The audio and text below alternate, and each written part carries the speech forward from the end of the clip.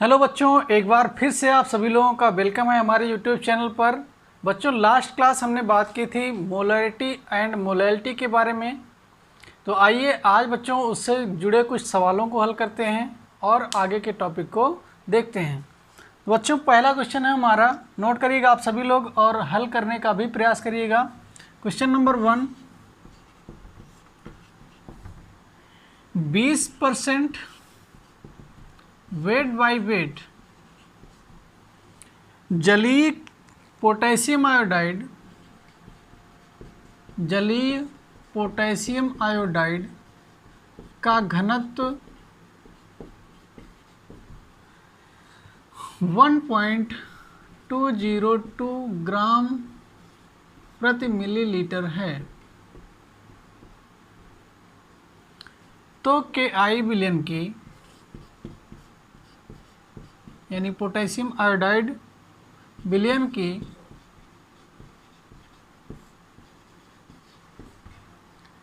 First आपको ज्ञात करना है मोलैलिटी यानी मोललता, सेकंड आपको ज्ञात करना है मोलैरिटी यानी मोलरता, और थर्ड आपको ज्ञात करना है मोल प्रभाज।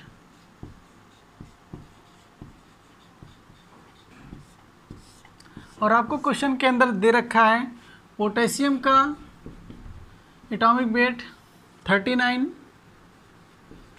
और आयोडीन का दे रखा है 127। आइए बच्चों एक एक करके इन तीनों प्रश्नों को हल करते हैं। First of all potassium iodide विलयन की मोलैलिटी को फाइंड करते हैं हम लोग। फार्मूला आपको पिछले वीडियो में बताया था हमने, फिर से एक बार मोलैलिटी क्या होती है इसे स्मॉल m से प्रदर्शित करते थे हम। Molality is equal to number of moles of solute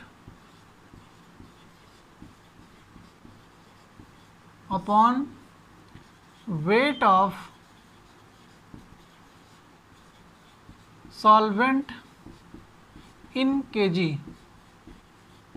ये हमारा फॉर्मूला था, number of moles of solute upon weight of solvent in kg, kilogram में भार।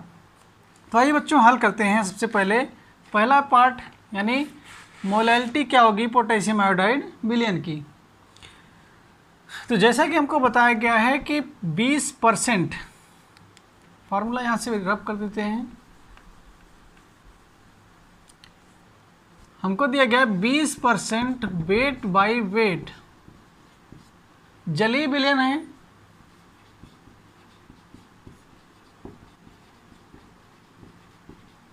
अर्थात विलयन हमारा कितना है, टोटल विलयन होगा 100 ग्राम का। 20% weight by weight potassium iodide उपस्थित है, weight by weight 20% potassium iodide है, तो इसका मतलब 20 ग्राम पोटेशियम आयोडाइड है। 20 ग्राम पोटेशियम आयोडाइड है और टोटल विलयन हमारा 100 ग्राम का है, तो यानी सॉल्वेंट कितना हो गया, जल 80 ग्राम।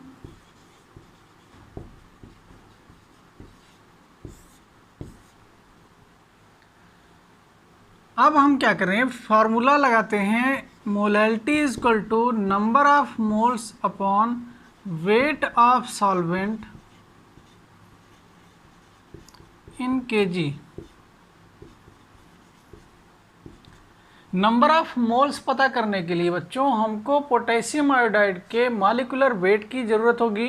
तो आइए पहले मॉलिक्यूलर वेट निकाल लेते हैं। पोटेशियम आयोडाइड का molecular weight 39 plus 127 is equal to 166। Potassium iodide का मॉलिक्यूलर वेट कितना है, 166। तो नंबर ऑफ मोल्स कितने होंगे, ये निकालेंगे हम वेट यानी सॉल्यूट का weight upon molecular wait. Solute का वेट है 20 ग्राम, मॉलिक्यूलर वेट है 166 upon weight of solvent in KG. Solvent का वेट कितना है बच्चों? 80। इसको केजी में बदलोगे तो अपॉन 1000। इसको बच्चों आगे हल किया जाएगा तो ये होगा 0. इसको हल करने के बाद 0.120 अपॉन 80/1000। 0 से काट दो, ये ऊपर चला जाएगा। 0.120 इंटू 100/8। इसको सॉल्व करने के बाद बच्चों मिलेगा हमको 1.50 मोल प्रति किलोग्राम। क्या मिलेगा? मोल प्रति किलोग्राम। ये हमारा पहला आंसर हो गया। आइए सेकंड हल करते हैं। मोलैरिटी क्या होगी?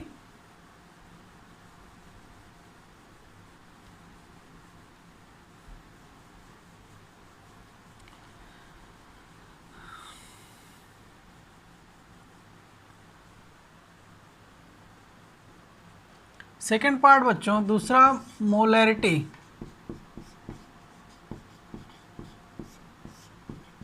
मोलैरिटी का formula number of moles upon volume in litre.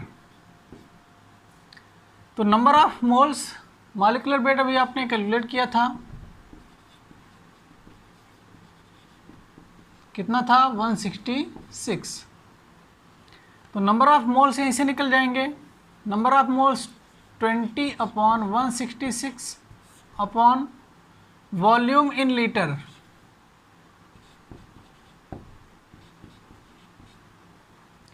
बच्चों बिलियन, इसमें हमें बिलियन का आयतन नहीं दिया गया है, लेकिन हमको घनत्व तो देकर रखा है। तो आप यहाँ से घनत्व की सहायता से बिलियन का लीटर में आयतन निकाल लो। तो डेंसिटी इक्वल टू होता है मास अपॉन वॉल्यूम। वॉल्यूम निकालना है हमको। Volume equal to mass upon density. Volume, mass हमारा टोटल कितना है बिलियन का? 100 ग्राम। और घनत्व कितना दिया गया हमको? 1.202 ग्राम प्रति मिलीलीटर। तो ये बच्चों वॉल्यूम हमको मिल जाएगा 83.19 मिलीलीटर। वॉल्यूम कितना मिल गया हमको? 83.19 मिलीलीटर।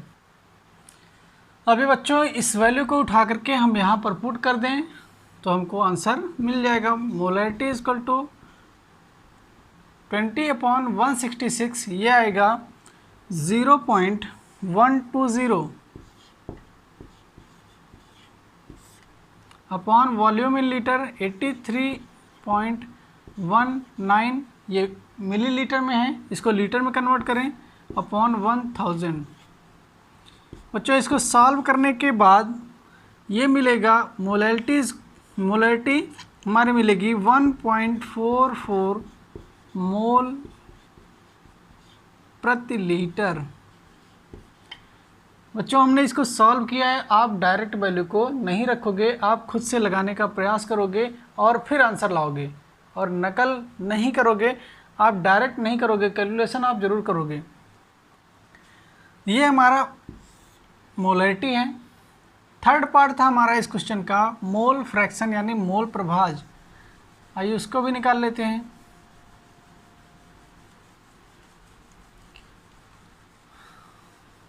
पोटेशियम आयोडाइड का मोल प्रभाज।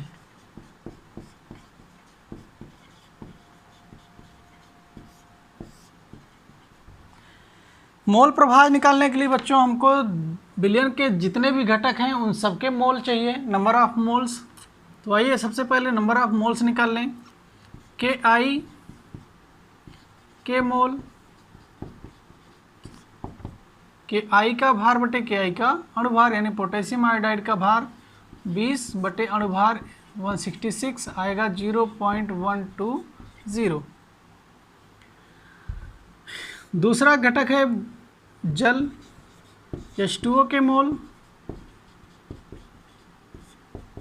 ये आएगा बच्चों, H2O हमारा था 80 ग्राम अपॉन मॉलिक्यूलर वेट H2O का, हाइड्रोजन 1, ऑक्सीजन 16, 2 हाइड्रोजन है तो 16 + 2 18। तो ये आएगा बच्चों हमारा, सॉल्व करके देख लो, 18 4 जा 72, 8 पॉइंट बढ़ाओ 0, 18 4 जा 72, 4.44।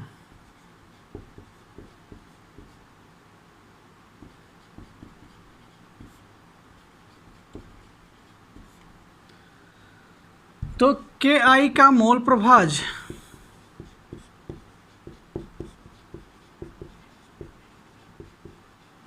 Ki का मोल प्रभाज यानी Ki के मोलों की संख्या अपॉन Ki + H2O के मोलों की संख्या, यानी number of moles of Ki upon number of moles of Ki plus number of moles of H2O। ये हो गया बच्चों हमारा 0.120 अपॉन 0.120 प्लस 4.44। इसको हल करने के बाद बच्चों मिलेगा हमको 0.027।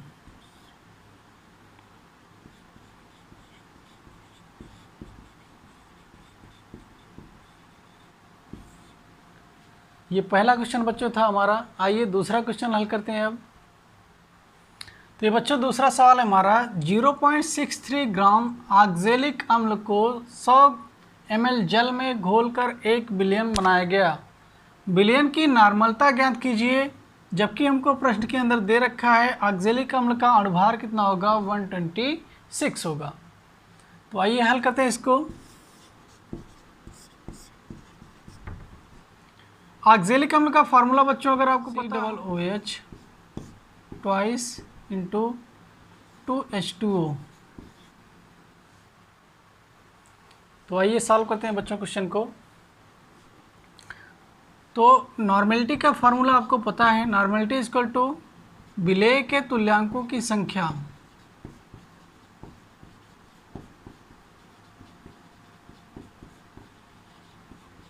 विलेय के तुल्यांकों की संख्या बटे विलयन का आयतन लीटर में।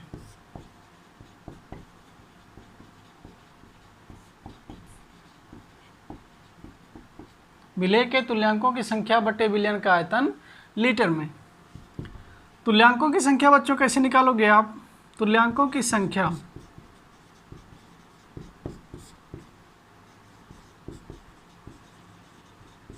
इसको हम बोलते हैं इक्विवेलेंट वेट।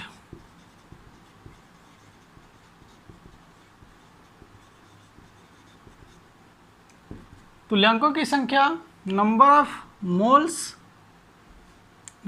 नहीं, ये होगा वेट अपॉन 0.63 जो कि वेट दे के रखा है हमको ऑक्जेलिक अम्ल का, अपॉन इक्विवेलेंट वेट यानी तुल्यांकी भार।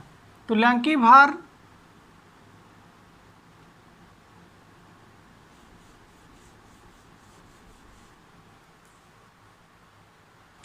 आइए बच्चों इस क्वेश्चन को सॉल्व करने का प्रयास करते हैं। ऑक्जेलिक अम्ल का फार्मूला होगा COOH ट्वाइस इंटू 2H2O, जिसका अणुभार हमको दे के रखा है 126। अब बच्चों नॉर्मेलिटी का फार्मूला आपको पता है, इक्विवेलेंट वेट यानी तुल्यांकों की संख्या, विलेय के तुल्यांकों की संख्या,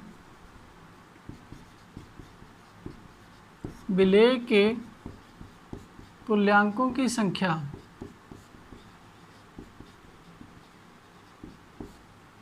अपॉन बिलियन का आयतन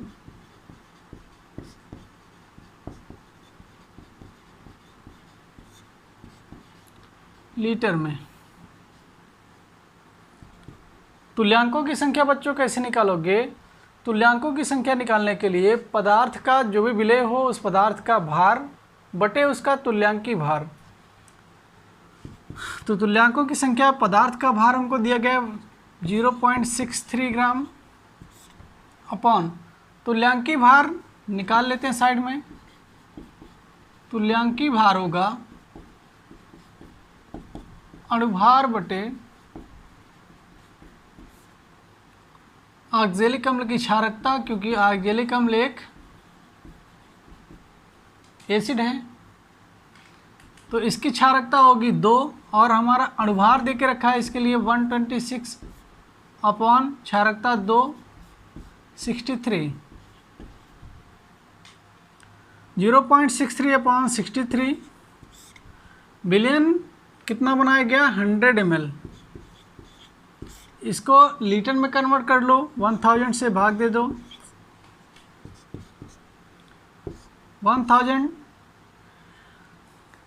100 10 जा 1000, ये ऊपर जाएगा तो 6.3 अपॉन 63 इज इक्वल टू 0.1 ग्राम तुल्यांक या तुल्यांक प्रति लीटर।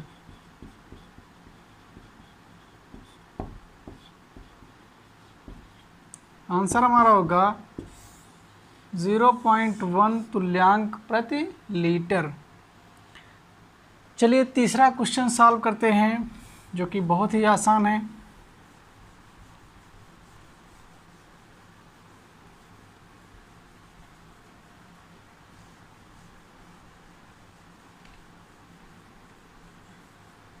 तीसरा क्वेश्चन है हमारा 10 ग्राम सुक्रोज को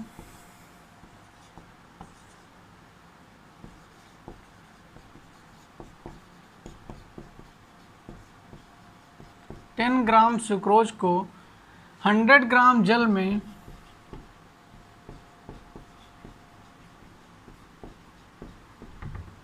घोला गया है।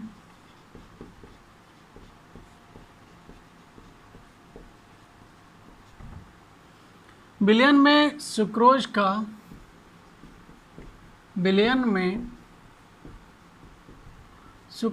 का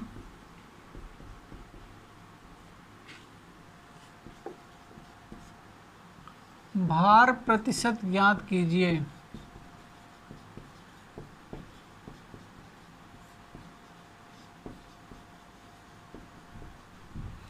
तो बच्चों आपको पता होगा वेट बाय वेट परसेंटेज का हमने आपको फार्मूला बताया था। Weight by weight percentage solution, ये बताया था आपको weight of solute upon weight of solution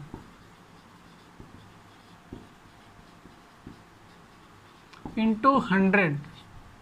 weight of solute आपको पता है 10 ग्राम, वेट ऑफ सॉल्यूशन आपको नहीं पता है। तो सॉल्यूट है हमारा 10 ग्राम और सॉल्वेंट है हमारा 100 ग्राम, तो 10 प्लस 100 और इंटू 100, ये हो जाएगा 10 अपॉन 110 इंटू 100। शून्य शून्य से गया, बचा क्या हमारे पास 100 अपॉन 11, ये कटेगा 11 9 जा 99.0, 11 9 जा 99, यानी 9.09% हमारा आंसर होगा। 9.09। ये तीसरा क्वेश्चन बहुत ही आसान था। नेक्स्ट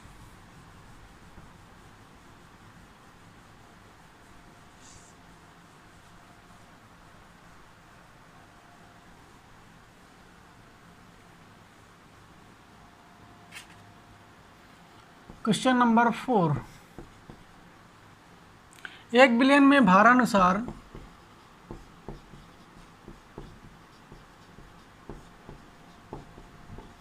1 विलयन में भारानुसार 25% जल, 25% एथेनॉल, 50% एसिटिक अम्ल,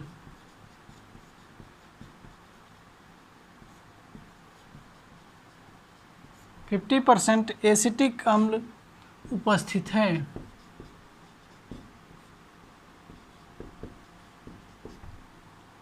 प्रत्येक घटक के मोल प्रभाज की गणना कीजिए।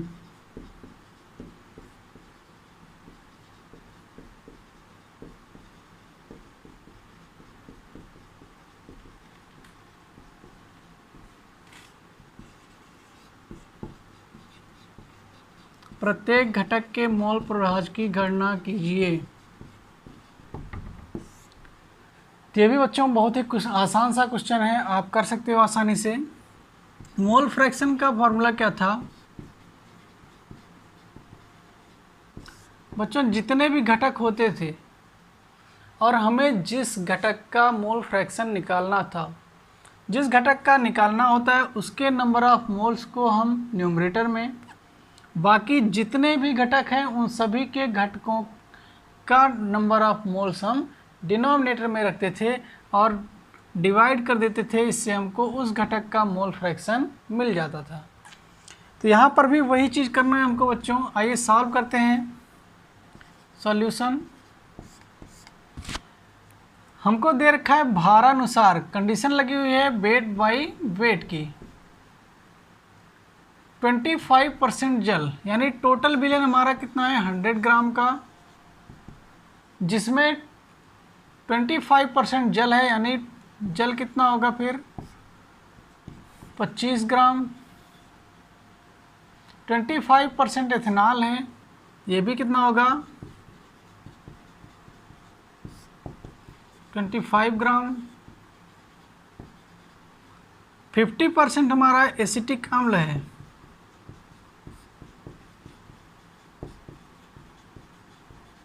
%50 का मतलब 50 ग्राम।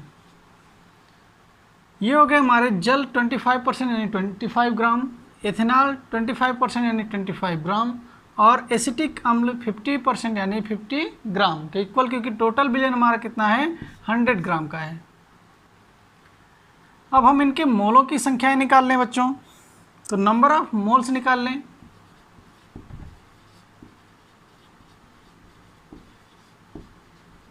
H2O के moles, mass upon molecular weight, mass कितना होगा 25 जो कि दे के रखा है आपको क्वेश्चन के अंदर, अपॉन मॉलिक्यूलर वेट होगा 18। जल का मॉलिक्यूलर वेट H2O का होगा 18। तो ये बच्चों नंबर ऑफ मोल्स हमारा मिलेगा 1.38 मोल्स। इसी तरह इथेनॉल का निकाल लें।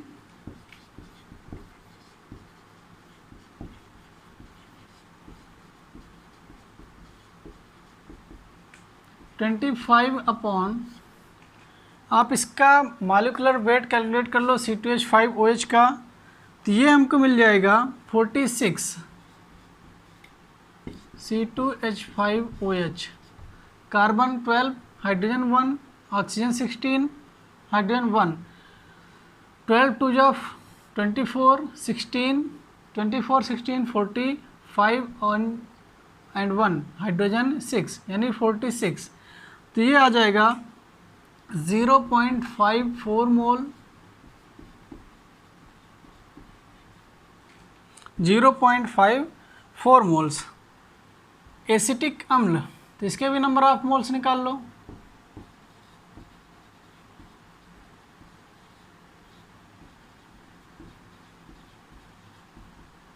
(50) अपॉन एसिटिक अम्ल का molecular wait CH3COOH, carbon 12, hydrogen 1, carbon 12, oxygen 16, hydrogen 1, ये टोटल निकलेगा बच्चों हमारा 60। कितना आएगा 60। आ गया 0.83 मोल्स, 0.83 मोल्स।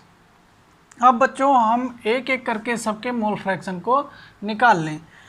तो H2O का mole fraction equal to H2O के मोलों की संख्या 1.38 अपॉन H2O के मोलों की संख्या 1.38 प्लस इथेनॉल के मोलों की संख्या 0.54 प्लस एसिटिक अम्ल के मोलों की संख्या 0.83। इसको सॉल्व करने के बाद बच्चों 1.38 अपॉन इसको जोड़ोगे तो मिलेगा 2.75 और सॉल्व करने के बाद आएगा 0.501। सॉल्व करके आप लोग देखोगे मोल फ्रैक्शन ऑफ इथेनॉल। तो number of moles of ethanol 0.54 upon total moles 1.38 plus 0.54 plus 0.83 equal to 0.54 upon 2.75। Answer मिलेगा बच्चों यहाँ पे 0.196। तो मोल फ्रैक्शन थर्ड निकालोगे आप एसिटिक अम्ल के लिए। तो एसिटिक अम्ल के मोल बटे टोटल मोल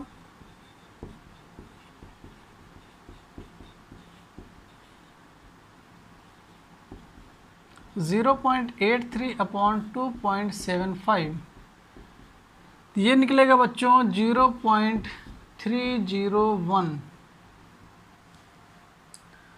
उम्मीद करते हैं बच्चों आप लोगों को सवाल समझ में आए होंगे। तो आइए बच्चों अब आगे हम तुल्यांकी भार की गणना करना सीखते हैं कि कैसे हम किसी भी अम्ल या क्षार किसी साल्ट के लिए हम कैसे उसके तुल्यांकी भार की गणना करेंगे। तो हेडिंग होगी हमारी तुल्यांकी भार, जिसको हम इंग्लिश में इक्विवेलेंट वेट बोलते हैं।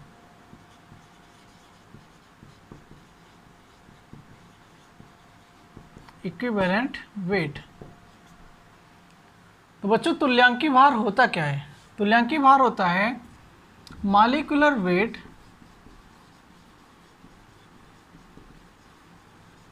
Upon N. तुल्यांकी भार होता है मॉलिक्यूलर वेट अपॉन एन। अब आप सोचोगे एन यहाँ पर क्या है?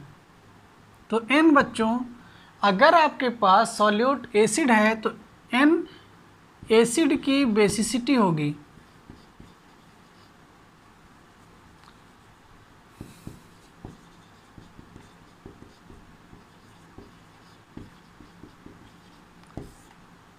एसिड की बेसिसिटी होगी।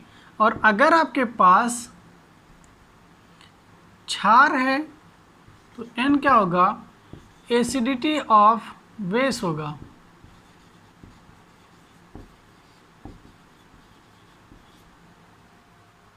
एसिडिटी ऑफ बेस होगा एन का मान। तो बच्चों देखें एसिडिटी ऑफ बेस क्या होती है और बेसिसिटी ऑफ एसिड क्या होता है। कैसे हम किसी एसिड के लिए उसकी बेसिसिटी कैलकुलेट करेंगे और कैसे हम किसी एसिड के लिए उसकी बेसिसिटी और बेस के लिए उसकी एसिडिटी कैलकुलेट करेंगे। आइए देखते हैं।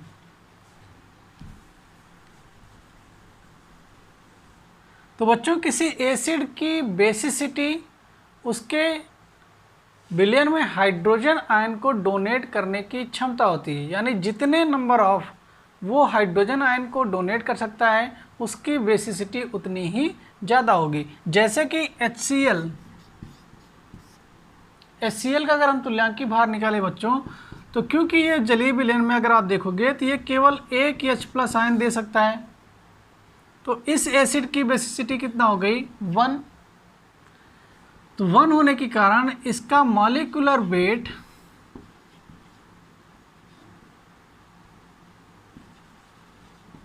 अपॉन इस एसिड की बेसिसिटी 1, यानी कोई भी ऐसा एसिड हो जो कि मोनोबेसिक हो या कोई भी ऐसा बेस हो जो कि मोनो एसिडिक हो, यानी जो विलयन के अंदर एक H+ आयन देने की क्षमता रखता हो या विलयन के अंदर एक OH- आयन देने की क्षमता रखता हो, ऐसे विलयन के, ऐसे एसिड या ऐसे बेस के लिए उनका तुल्यांकी भार उनके अणुभार के बराबर होगा।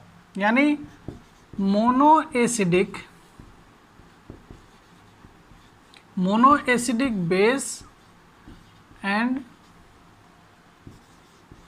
मोनो बेसिक एसिड,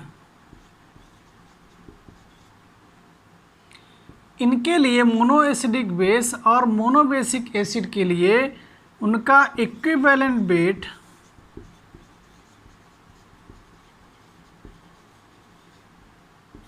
इक्वल होगा उनके मॉलिक्यूलर वेट के। यानी कहने का मतलब तुल्यांकी भार तथा अणुभार दोनों बराबर होंगे। किसके लिए? जो एक H+ आयन दे सकता हो एसिड और जो एक OH- आयन दे सकता हो जो बेस, उसके लिए। जैसे HCl हो गया, HNO3 हो गया, ये केवल एक H+ आयन डोनेट कर सकते हैं। क्षार में जैसे NaOH हो गया, KOH हो गया, ये केवल विलयन में एक OH- आयन दे सकते हैं। तो इनके जो अणुभार होंगे वही इनके तुल्यांकी भार भी होंगे। लेकिन ऐसा डाई एसिडिक या डाई बेसिक या ट्राई एसिडिक ट्राई बेसिक के लिए ऐसा नहीं होगा। जैसे H2SO4 के लिए अगर हम बात करें तो H2SO4 का तुल्यांकी भार अगर हम कैलकुलेट करें तो ये क्या निकलेगा, H2SO4 का अणुभार रखेंगे और बटे अम्ल है तो इसकी क्षारकता रखी जाएगी। क्षारकता पता कर लें कि ये जलीय विलयन में कितने H+ आयन दे सकता है।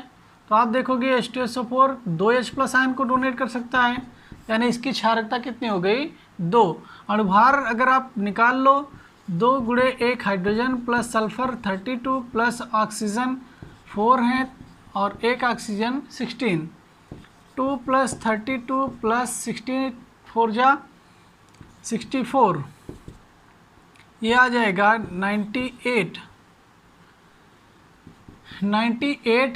और इसकी बेसिसिटी हमको मिल गई कितना, 2, यानी इसका तुल्यांकी भार कितना होगा, 49।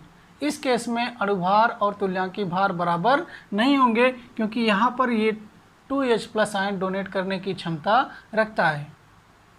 इसी तरह बच्चों जो एसिड जितनी संख्या में H+ आयन डोनेट करने की क्षमता रखता है वो उसकी बेसिसिटी उतना ही ज़्यादा होगी या उतने ही हाइड्रोजन आयन के बराबर होगी। जैसे अगर हम आपसे बात करें H3PO4 की,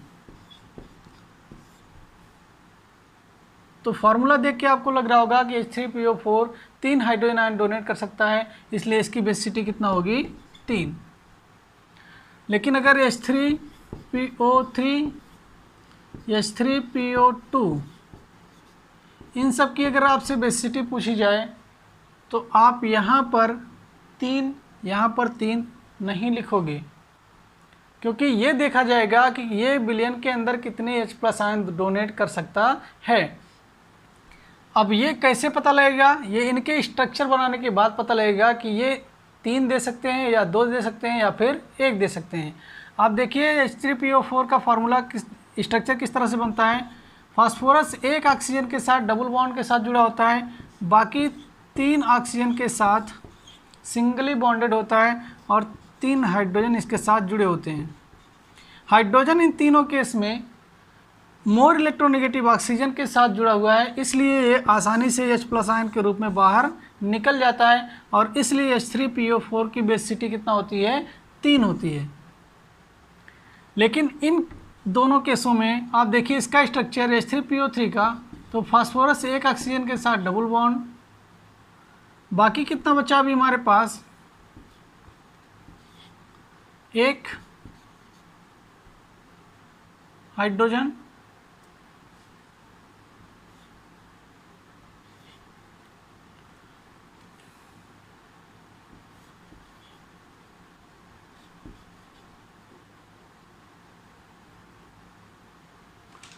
सॉरी, यहाँ पर बच्चों होगा हाइड्रोजन, क्योंकि ये कितने बॉन्ड बना सकता है, फास्फोरस हमेशा 5 बॉन्ड बनाता है, तो 2 3 4 5। यहाँ पर 2 ही हाइड्रोजन ऐसे हैं जो कि मोर इलेक्ट्रोनेगेटिव ऑक्सीजन के साथ जुड़े हैं, इसलिए ये केवल 2 हाइड्रोजन आयन को रिमूव कर सकते हैं, और इसलिए इस एसिड की बेसिसिटी कितना होगी, 2। H3PO2 में देखो अगर आप स्ट्रक्चर, तो फास्फोरस के साथ एक ऑक्सीजन डबल बॉन्डेड, एक ऑक्सीजन के साथ OH लगा हुआ है, बाकी 2 हाइड्रोजन सिंगली बॉन्डेड होंगे, और इन केस में केवल एक हाइड्रोजन ही एक ऐसा है जो कि इलेक्ट्रोनिगेटिव ऑक्सीजन के साथ जुड़ा हुआ है, और ये केवल एक H+ आयन दे सकता है, और इस तरह से H3PO2 की बेसिसिटी कितना हो जाएगी, 1। तो आप डायरेक्ट नहीं देखोगे कि आप यहाँ पर 3 हाइड्रोजन देख रहे हो तो यहाँ पर 3 लिख दो, स्ट्रक्चर बनाकर आप देख सकते हो कि कौन सा यौगिक कितने हाइड्रोजन आयन को डोनेट करने की क्षमता, कितने हाइड्रोजन आयन को फर्निश करने की क्षमता रखता है, और जितने हाइड्रोजन आयन डोनेट करेगा उतनी ही उसकी बेसिसिटी होगी। इसी तरह से अगर क्षार के लिए बात करें, यानी बेस के लिए भी जितना OH- दे सकता है, जैसे NaOH केवल एक OH- दे सकता है, तो इसकी एसिडिटी हो गई, ये हमारा बेस है, इसकी एसिडिटी कैलकुलेट करते हैं। या MgOH ट्वाइस है, ये 2 हाइड्रोक्साइड आयन दे सकता है, इसकी एसिडिटी हो गई 2। AlOH ट्राइस है, एल्युमिनियम हाइड्रोक्साइड, ये 3 हाइड्रोक्साइड आयन देने की क्षमता रखता है, यहाँ पर 3। इस तरह से किसी हम एसिड और बेस दोनों की एसिडिटी या बेसिसिटी की गणना कर सकते हैं आसानी से। आइए देखते हैं साल्ट के लिए हम उसकी गणना कैसे करेंगे, n का मान कैसे निकालेंगे साल्ट के लिए। ये तो था एसिड और बेस। तो साल्ट के लिए बच्चों हम निकालेंगे, जो हमारा फार्मूला होगा, number of charge present on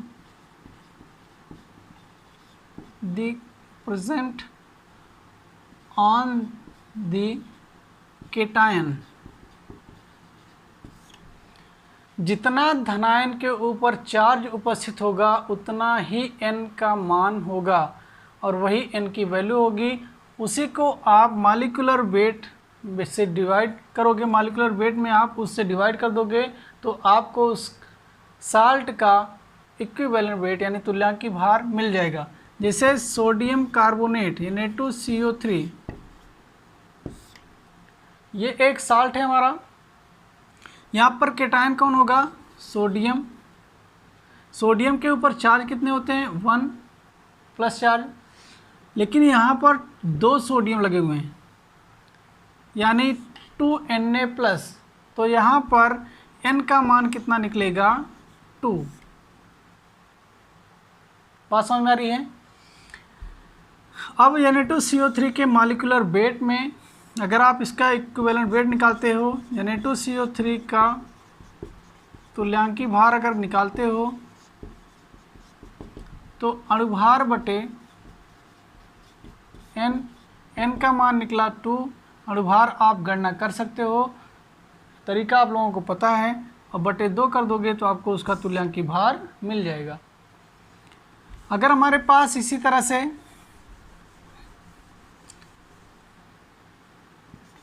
Al2SO4 का होल ट्राइस हो, तो देखें चार्ज कितना है यहाँ पर इस कंपाउंड में केटायन के ऊपर। केटायन हमारा Al एल्युमिनियम है, और एल्युमिनियम के ऊपर चार्ज होता है बच्चों 3+ का, लेकिन यहाँ पर एल्युमिनियम कितना है, 2। एक एल्युमिनियम पे 3+ चार्ज, 2 एल्युमिनियम पे 6+ चार्ज, यानी n की वैल्यू कितना मिल जाएगी हमको, 6। और इसको Al2SO4 होल ट्राइस के मॉलिक्यूलर वेट में डिवाइड कर दोगे 6 से, तो इसका तुल्यांकी भार आपको मिल जाएगा। तो बच्चों उम्मीद करते हैं आप लोगों को समझ में आया होगा। नेक्स्ट वीडियो में नए टॉपिक के साथ मुलाकात होगी। थैंक्स। बच्चों चैनल को शेयर और सब्सक्राइब जरूर कर लें अगर अभी तक आपने नहीं किया हो तो।